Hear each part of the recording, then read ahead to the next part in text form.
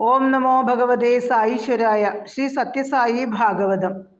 സരോദ് എന്നാൽ ഉസ്താദ് അംജദ് അലി ഖാൻ. സരോദ് ഉസ്താദ് അംജദ് അലി ഖാന്റേതാണ്.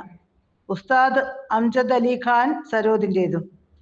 പണ്ഡിറ്റ് ഭീംസൻ ജോഷി ഇങ്ങനെയാണ് ഒരിക്കൽ അഭിപ്രായപ്പെട്ടത്. സരോദ് എന്നാൽ സ്വരമാധുര്യം. ആ അർത്ഥം ഉസ്താദ് ആസ്വാദകരുടെ അനുഭവത്തിലേക്ക് കൊണ്ടുവരികയും ചെയ്തു.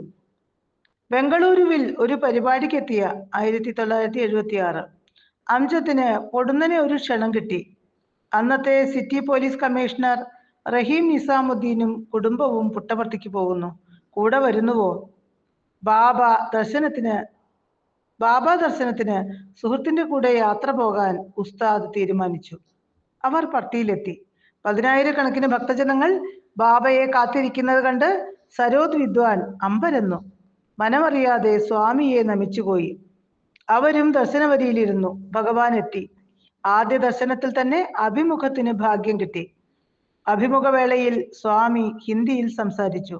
സംഭാഷണ മധ്യേ സ്വാമി ഉസ്താദിന് ഒരു ലഡു സൃഷ്ടിച്ചു നൽകിയിട്ട് അരുളി. അസ്ലി ഘീ കാ ഹൈം, ശുദ്ധ നെയ്യിൽ ഉണ്ടാക്കിയതാണ്. നെയ്യിനോടുള്ള തന്റെ പ്രതിപത്തി ഭഗവാൻ അറിഞ്ഞോ? സംഗീതജ്ഞൻ തലകുനിച്ചു. ആധ്യാത്മിക കാര്യങ്ങളെക്കുറിച്ച് സംസാരിക്കവേ പെട്ടെന്ന് സ്വാമി ഉസ്താദിനോട് അരുളി.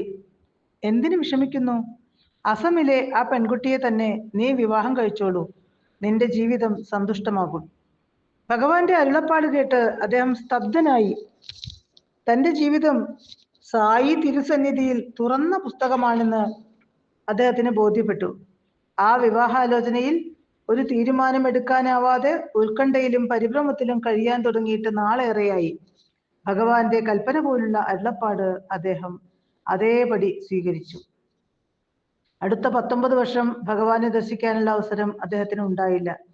പക്ഷേ ബാബ സ്മരണയില്ലാത്ത, ബാബയെക്കുറിച്ച് പറയാത്ത ദിവസങ്ങളും അദ്ദേഹത്തിന് ഉണ്ടായിട്ടില്ല. 70-ാം തിരുനാളിൽ ദർശനത്തിനുള്ള അവസരമൊരുങ്ങി. പിന്നീട് ഒരിക്കലും ദർശന സൗഭാഗ്യം മുടങ്ങിയിട്ടുമില്ല. ഒരിക്കൽ അദ്ദേഹം പ്രസംഗമധ്യേ ഭഗവാനെ ഇങ്ങനെ സ്മരിച്ചു. അവിടുത്തെ സാന്നിധ്യം സദാ ഞങ്ങൾക്ക് ചുറ്റിനുമുണ്ട്. ആ ദിവ്യദർശനം മൂലം ഞങ്ങളുടെ ജീവിതഗതി മാറിയൊഴുകി. അവിടുന്ന് പ്രേമസ്വരൂപം, കരുണാസമുദ്രം. ആ കണ്ണുകളിൽ നിറഞ്ഞു തുളുമ്പി നിൽക്കുന്നത് ശുദ്ധ പ്രേമം മാത്രം. സർവശക്തന്റെ തിരു അവതാരം തന്നെയാണ് ഭഗവാൻ ശ്രീ സത്യസായി ബാബയായി നമ്മുടെ മുന്നിലൂടെ എഴുന്നള്ളി വരുന്നത്. ചിഹ്നകഥ. ഞാൻ എവിടെ പോകണം? ഭഗവാൻ മായയോട് കൽപ്പിച്ചു. ഉടൻ എന്റെ സന്നിധി വിട്ടുപോകുക. ഇനി ഇവിടെ കാണരുത്. തൊഴുകയുമായി ഭയന്ന് മൗനമായി മായാദേവി നിലകൊണ്ടു. ഭഗവാൻ തുടർന്നു. ദേവി കാരണം എനിക്ക് ദുഷ്പേരാണ്. മായാധാരി എന്നും ജനങ്ങൾ എന്നെ വിളിക്കുന്നു. ഭക്തന്മാർക്കും മായയെക്കുറിച്ച് പരാതിയാണ്. വേഗം പോകൂ. ദേവി അനങ്ങാതെ നിന്നു. ഭഗവാൻ ചോദ്യഭാവത്തിൽ ദേവിയെ നോക്കി. മായാദേവി സവിനയം പറഞ്ഞു. ഭഗവാനെ, ഞാൻ എവിടേക്കാണ് പോകേണ്ടത്? അങ്ങയുടെ സന്നിധിയിൽ നിന്നും പോകാനാണല്ലോ കൽപ്പന. ഭഗവാൻ ഇല്ലാത്തൊരിടം എവിടെയെന്ന് പറയൂ, ഞാൻ പൊയ്ക്കോളാം. മായാനാഥൻ പുഞ്ചിരിയോടെ അരുളി. ഞാൻ പ്രതീക്ഷിച്ച മറുപടി തന്നെ. ഞാൻ ഇല്ലാത്ത ഒരിടം ഒരിടത്തുമില്ല. എന്താണ് മായ? ഞാൻ ശരീരമാണ് എന്ന ചിന്തയാണ് മായ. ഇതിന്റെ മൂലകാരണം അജ്ഞാനം. ഈശ്വരകൃപ കൊണ്ട് മായയെ മറികടക്കാം. ശരീരം നശ്വരം. അതിനോട് മമത വേണ്ട. സാധനയിൽ മുഴുകുക, മായ അകലും. ഓം തത്സത്.